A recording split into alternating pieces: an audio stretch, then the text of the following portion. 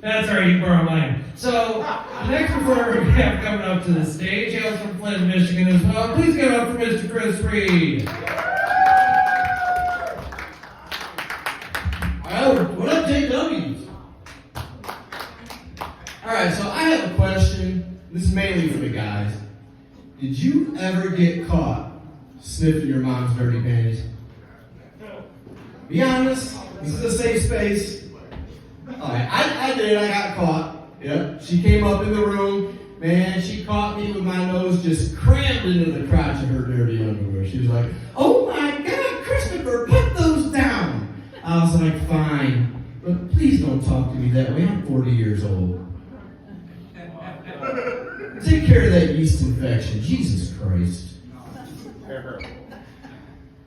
So I'm from Flint. Where my Flint people at? Make some noise, Flint. All right, yeah. I like to mess with people when they come to Flint. Like, I got a friend. He lives out in Colorado. He came to visit. He was staying with me, so I picked him up from the airport. We were driving back to my place, and this dude cut us off and gave us one of these when he went by, right? So I gave him one right back. My friend was like, "Dang, man, that's kind of rude." I was like, "No, dude, it's cool. That's just the way we say hi to each other in Flint." He stayed with me for about a week, man. We hung out for a while, did some partying. One night we were drinking and playing cards, and we ran out of beer, so I sent him up to the corner store to get some more, He came back with a six-pack, a bag of chips, a black eye, and a busted lip. I was like, "Damn, what happened to you?" He was like, "Dude, this guy attacked me out the parking lot." I was like, "No shit, man, what'd you say to him?" He was like, "Nothing, I just told him hi. The way you showed me." I was like, "Oh shit." Then when he went back to Colorado, I asked him, "So what'd you like best about Flint?" He said, "Leaving." Can't blame him for that shit. I don't even like going to the store, man. I hate the use scans. Don't you hate the use scans? Yes. Yeah, man. I hate how you gotta lick your fingers to get the plastic bags apart. Yeah, man. I was doing that the other day, and the guy next to me looks over, and he's like, "Hey, man," he's like, "you don't gotta lick your fingers." He's like, "If you got oily skin like me, you can just do this. That'll get the bags apart." I was like, "God damn." I was like, "Thanks, man, but my skin's a little dry today." Then I started thinking, well, my balls are kind of sweaty. I was like, "Yeah, let me go ahead." So I rubbed them a little bit. I got the bags apart, right? Then the cashier comes over and she's like, "You find everything all right?" I was like, "Yeah, high five." Oh, man. So it's 2024.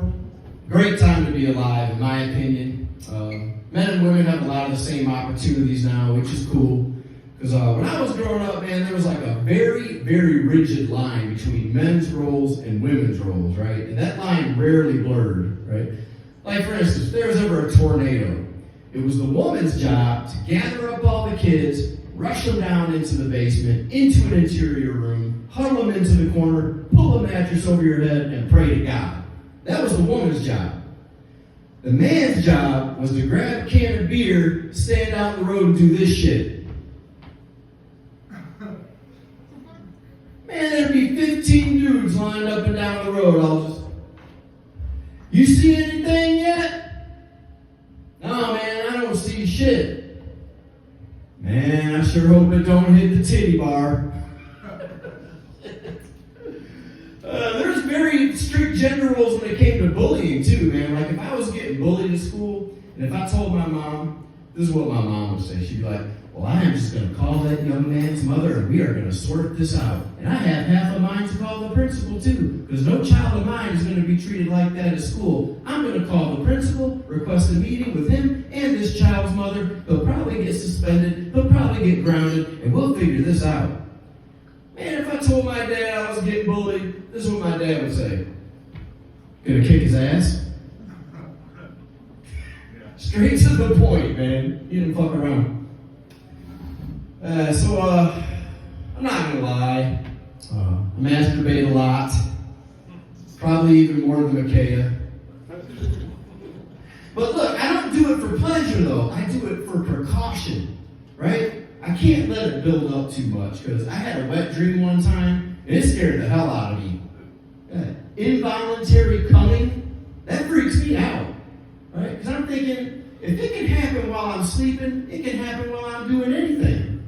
And I'm a teacher, so I keep thinking, man, what if it happened while I was on the job?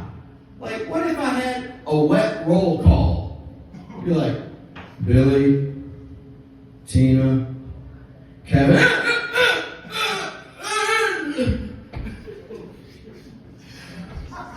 Or what if I had a wet alphabet song? Like, A is for apple, boom. What if I had, God forbid, a wet library day? Shh, all right, kids, we're in the library now. We have to use our library voices.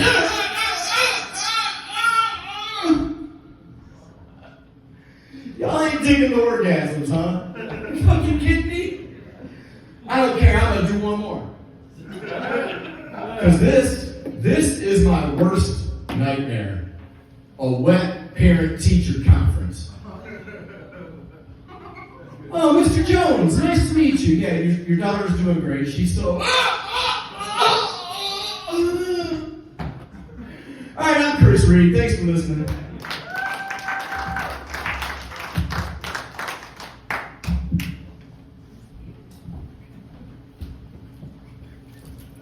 Give it up for Chris Reed. Now, I do have that problem, like you just stated. I actually, it voluntarily came twice over there during the song.